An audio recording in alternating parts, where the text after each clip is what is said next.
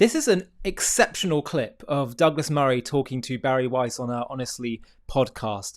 And the reason I say it's exceptional is because Douglas Murray talks about October 7th, its aftermath, their hatred toward Israel. And I think in talking about it and highlighting that this really is a question of light against darkness, he actually reveals why it is that he is so naturally inclined to be on Israel's side.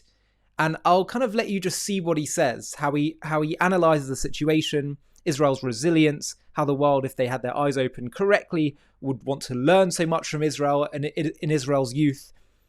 Have a watch of what he says, and then I want to give you some of my reaction as to why I think this is so eye-opening about how Douglas sees the world and why this would tilt him towards Israel's favour.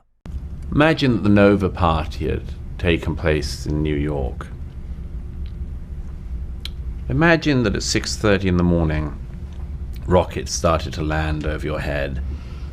Imagine within about 20 minutes, big bearded men with machine guns and Kalashnikovs and grenades came and raped your friends in front of you and then killed them in front of you and then came for you next. And in your last moments, that was what you saw. One of the, without getting too gruesome, but let me just perhaps do so for once to hit home the point. One of the people who I interviewed who had been in the Nova Party had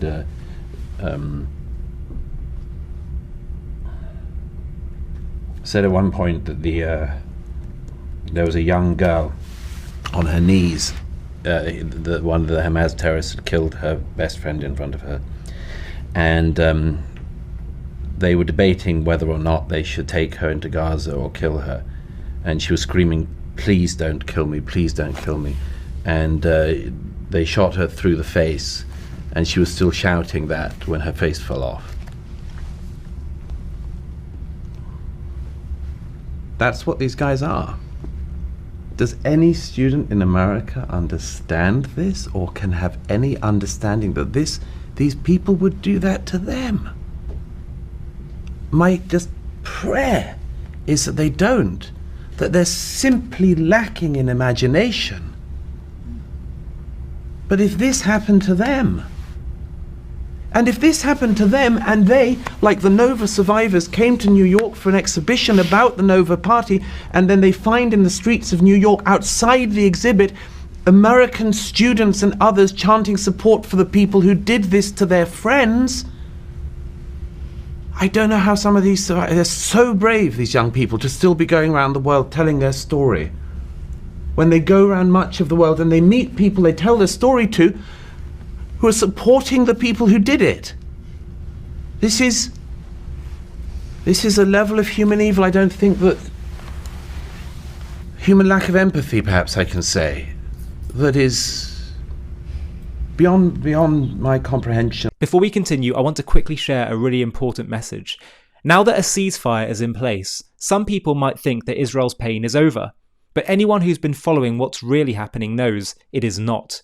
The toll that this war has taken on Israel's economy, on families, on ordinary people just trying to get by is enormous. That's where Leket Israel, the National Food Bank, comes in.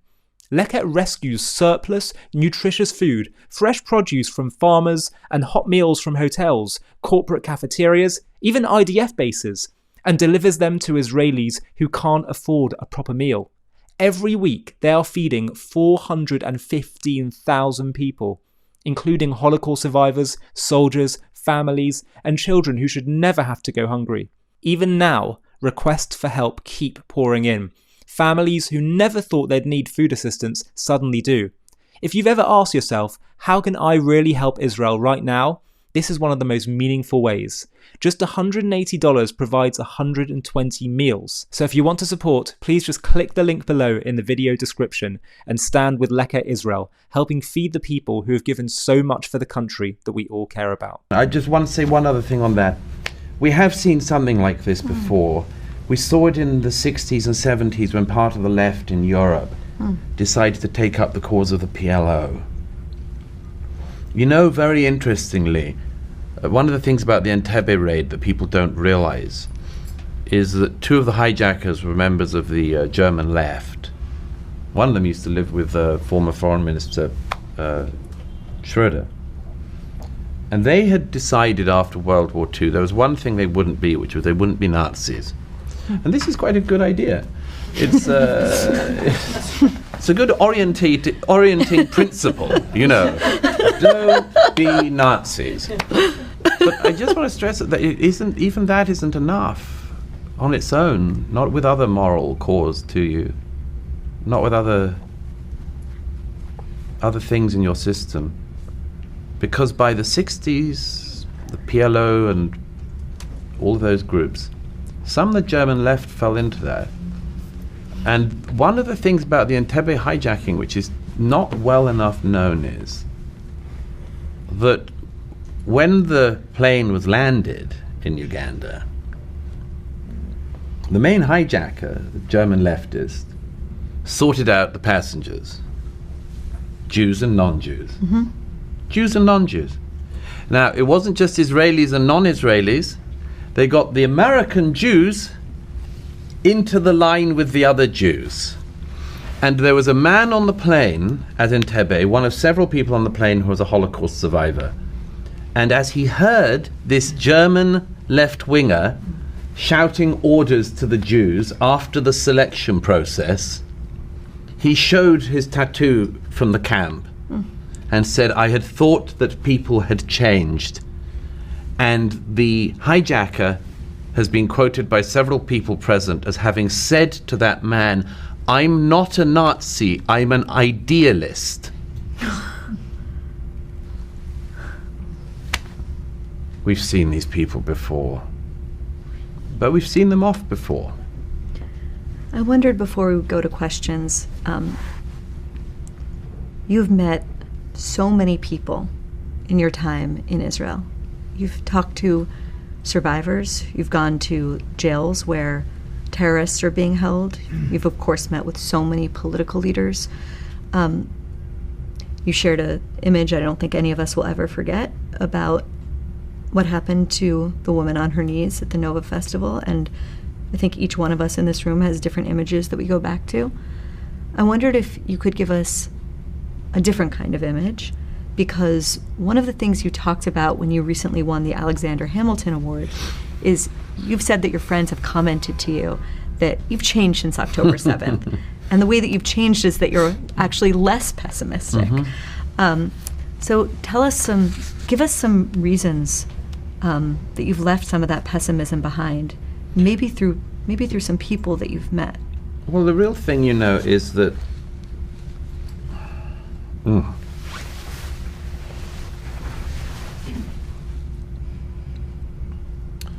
one of the first times I was in Israel, I had a very a rather personal feeling. I heard you said this before, but there was rocketing in the north, and I hadn't been under any serious bombardment before. I'd seen stuff in Iraq and elsewhere, and I remember coming back from a day in the north where there's been rocketing, as there was again recently in the town of Sfat. And I thought something very strange when I got home, which was I thought I could look my grandparents in the face. And what I mean by that is, for my generation in Britain, it was always the question, would we be able to do what our grandparents had done? Living through the Blitz in London, night after night, and not losing their faith and not losing their strength. And I used to hear stories of that, terrible stories, when I was growing up, of what that was like. And from those who went and fought, the ones who didn't come back. And in my country of birth, Great Britain, like in America, every country is filled with family stories. My grandmother on my father's side lost her father in the First War and then her brothers in the Second. And always fighting the Germans. And every family was like that. And it was always this question of, if the time of trial came, would we be up to it? And that was what, just in my small little way that day, I remember thinking. I got a little taste of what my forebears went through. tiniest one. But everyone in the West, somewhere in our back of our heads, has this thing. And Israelis had it, always. Until, you know, there was always a thing, since 1973 in particular, and the first Lebanon War, second Lebanon War. Always this question of, are the young people going to be up to it? And I have so much admiration and pride and so much more that this generation of young Israelis were put to the test, and they've been magnificent. And if you see what these young men and women do on a daily basis, from the south of Gaza to the mountains of Lebanon and Syria in the north, and they don't do any of it with hatred in their hearts. They don't. Some of what they have to do, I mean, just some of what they've had to do is just beyond description. But they do it from love of their country, love of their people, love of their tradition, defense of their people, defense of their tradition. They know that they are fighting for the Jewish people as their forebears have before, but this time with a state, with an army, with an air force. And they've stepped up to this moment, and they have been extraordinary. People will write books about this generation. And I just say, it is, the best thing about it is that it should tell us that there is also a better way. There is a better way than this nihilism and hatred which has been bred in America. There is something else other than this culture of resentment and failure, and it is failure. There is something better than this culture of grievance and I don't have enough, or someone else must have something. Or as Ronald Reagan said once, you know, this idea that if there's a fat man standing by the side of a thin man, it must mean the fat man took something from the thin man. There is something else than this thing that has ended up in the last year being a celebration of a death cult. There is such a thing as gratitude instead of resentment, pride instead of envy, and pride in the real sense, pride in something you should be proud of, pride in protecting your people and your faith and your community, and indeed, in my view, the civilized world. So I've just met, I can't even begin listing the number of people, but anyone who feels down from spending too much time with people in America should come to Israel, and you will see that, among other things, the people who thought that the next generation of Israelis just wanted to party were wrong. And it turned out not to be an either-or thing.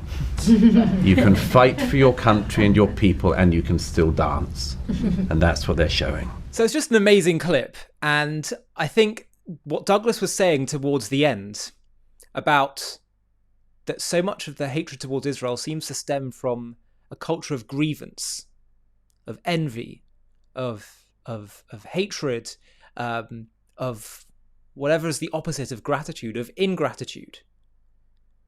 He said, and Israel represents the very opposite of that. This goes not just deep, but I think to the core of the conflict. I'll tell you why. First of all, at a very, kind of political level, what drives the far left progressive woke ideology is a grievance culture that says if someone's successful, that's because someone else is oppressing them. It divides the world into oppressors and the oppressed. And so when Jews, who are a minority, are able to respond to suffering and persecution with not dwelling in victimhood forever and becoming a success, as they did after the Holocaust, as they have done throughout history, despite being the most persecuted minority in history, that totally ruins your narrative of oppressor and oppressed, because it shows that you don't have to have perpetual victimhood. It shows that you don't have to glorify victimhood and insist that there are certain groups or categories that we must forever say, you are going to be this type, you are going to be that type of person. So I think that's why Israel's so difficult for them, because it breaks the whole paradigm. But it goes deeper. Because I think that anti-Semitism, at its root, a lot of it centers around envy, jealousy, and resentment. The rabbis of the Talmud told us that the hatred of the nations towards the Jews comes from Mount Sinai. They said the hatred, which is in Hebrew sinah, comes from Sinai. It's like a play on words because they sound very similar. What it's saying is that what happened at Sinai? At Sinai, God charged the Jewish people with a mission to be a light unto the nations, to be a nation that embodies God's values, that's a vessel for God's light, to be a blessing to the whole world. But the parts of man's psyche that is resistant to that, parts of the world's spiritual psyche that is resistant to that mission, that maybe might choose to be resentful of the fact that Jews are bringing moral accountability and meaning to our lives when some people might just want a life of nihilism and no accountability. Or the fact that, yes, the Jews are given a specific role, and some people might think, well, why can't I have that role? Maybe there's some kind of jealousy there. By the way, I always found that a bit hard to understand, because anyone can become a Jew if they want to. You know, this is primarily about responsibility. And so really, I think the jealousy stems from, well, I want the title or the privilege of having that position without the responsibility. Which is why you often have people claiming to be the new chosen peoples, the new chosen religions, all that kind of thing. But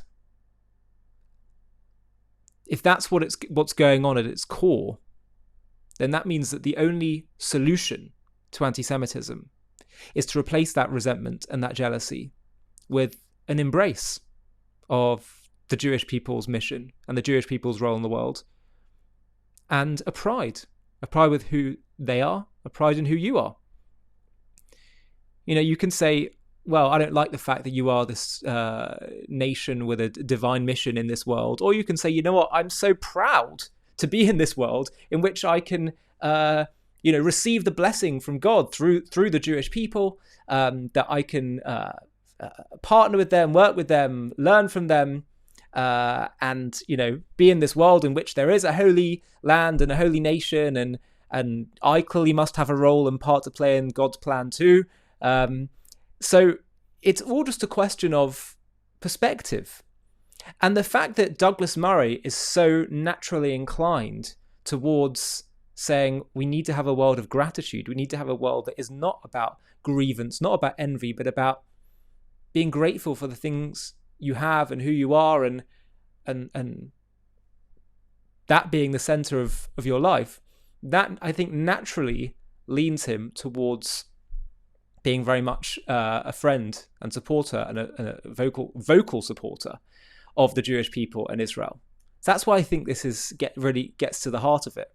That's what's missing in the West right now. There's, total grievance culture, narcissism, which leads people to be destructive, to be uninterested, actually, to be honest, and leading a productive, meaningful life and being selfless, being a giver.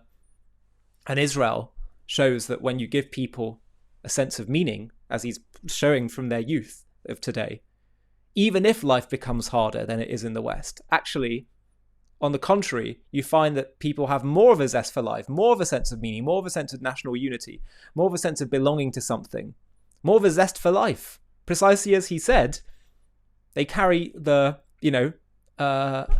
rifle in one hand and the scars and pain of dealing with such evil, but on the other hand, they dance. It's not an either or, as he said.